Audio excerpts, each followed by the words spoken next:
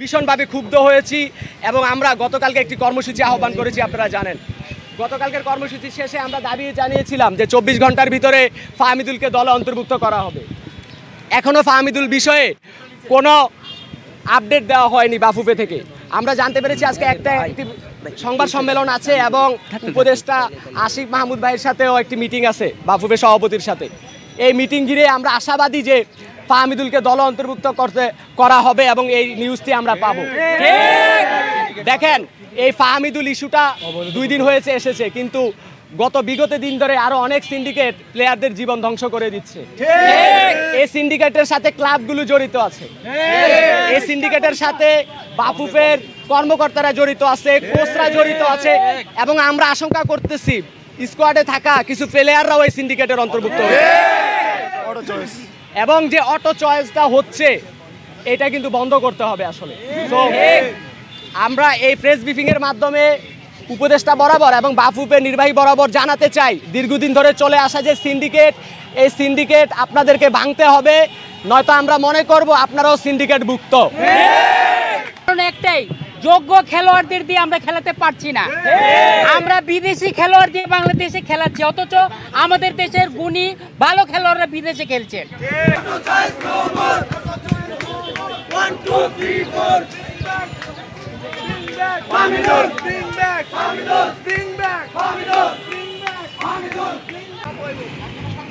সারা বছর আগে কোনো খবর নাই, হামজা আইসে লগে দিয়ে মিডিয়া যখন মেয়েরা ছাপবে ভিতরে তো একটা সমস্যা পুরাই যায়, ছবি উঠায় আমরা খেলে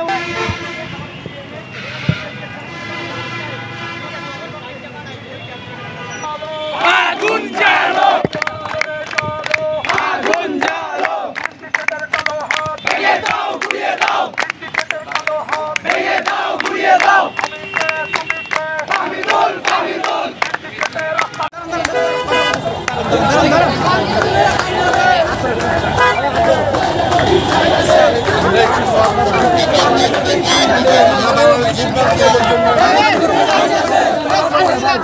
আগুন জ্বালো, আগুন জ্বালো, শান্তিপূর্ণ অ্যাকশন।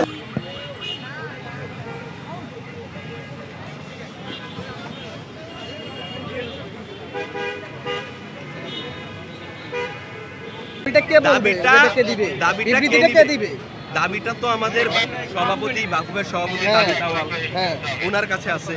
ওনাকে আমরা তো আমরা পছন্দের মানুষ বলি, তো আমরা এটা শান্তিপূর্ণ রেসপেক্ট করি। আমরা বর্তমান পরিচালনা পর্ষদ বাফুফের বিসিবি হতে শুরু করে যত কিছু আছে আমরা সবাইকে সম্মান করি। এটা আমাদেরই চাওয়া, আমাদেরই আয়না দেওয়াই আমাদের পর্ষদ। বাফুফের ওইদিকে না গিয়ে আপনারা এখানে কেন? আমরা আজকে প্রেস ব্রিফিং হচ্ছে, আমি বলি তো আপনারা যদি ফুটবল সম্পর্কে ধারণা পেয়ে থাকেন, প্রেস ব্রিফিং এর পর একটা স্কোয়াড ঘোষণা হয়ে যায়, সামাজিক মাধ্যমে বলতে জানাবে, স্কোয়াড ঘোষণা হয়ে যায়। স্কোয়াড ঘোষণা হলে তখন আর কিছু করার থাকে না, এটা ফিফার কাছে লেটার চলে যায়। সো আমরা চাই অতি দ্রুত জিনিসটার সমাধান। সো আমরা আসলে কোনো অহিংসতার আন্দোলন তো করতে আসি নাই, আমরা আমাদের দাবির জন্য এখানে দাঁড়াবো। তারা যদি ফুটবল বাঁচাতে চায় তাহলে ওরা এসে আজকে আমাদের সাথে আপোষ করে যাবে।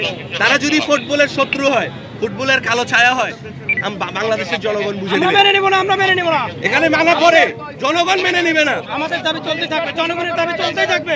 স্কোয়াড তো একটাই ঘোষণা, বাট টিম সিলেকশন যারা করে তাদের কাছে ব্যাখ্যা চাচ্ছি, ফাহমিদুলকে এনে ভাই কেন আবার ফেরত পাঠানো হলো, স্পষ্ট ব্যাখ্যা চাই। এর বাইরে আর কিছু না হয় দিয়ে যে প্লেয়ার আছে, এমবাপ্পে 2018 সালে বিশ্বকাপ জয় করে, তার বয়স মাত্র 18 বছর, ইয়ামেলের বয়স মাত্র 17 বছর, সে এখন পুরো বিশ্বকে কাঁপাচ্ছে। গতকালের আন্দোলনের পরিক্রমায় আজকে আমরা আবার যে অবস্থান কর্মসূচি শুরু করেছি শাহবাগ থেকে এসে এখানে টিম হোটেলের সামনে, এখানে আমাদের আইন শৃঙ্খলা রক্ষাকারী বাহিনীর সাথে আমাদের নেগোসিয়েশন হয়। আমরা চেয়েছিলাম একটু অবস্থান নিতে, তারা আমাদেরকে বাধা দেয়, যদিও আমরা শান্তিপূর্ণভাবে অবস্থান নিচ্ছি। পরবর্তীতে বাফুফের সভাপতি থেকে আমাদেরকে ডাকা হয় আলোচনার জন্য। আমরা 5 সদস্যের প্রতিনিধি দল বাফুফের সভাপতির সাথে একটি মিটিং করেছি, সেখানেও মিডিয়া ছিল, একটি ওপেন মিটিংই বলা যায়।